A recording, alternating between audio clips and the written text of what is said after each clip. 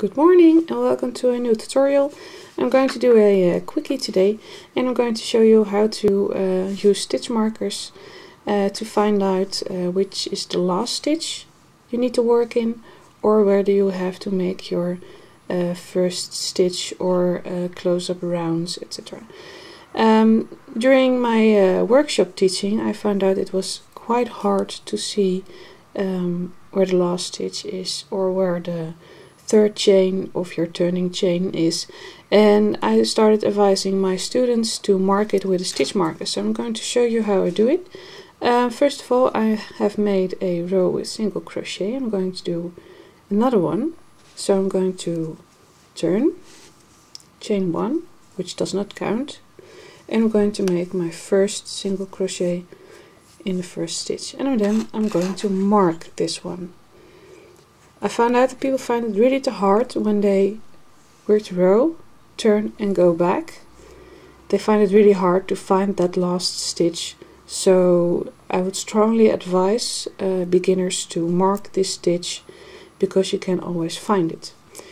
Another really good tip is when you're using the chain 3 to start rounds or rows, and it can be hard to find out which is the third chain from the chain 3 to work your last slip stitch in for closing the round, or to make your last double crochet into. So just what it was really handy to do is make your chain 3, 1, 2, 3, grab a stitch marker,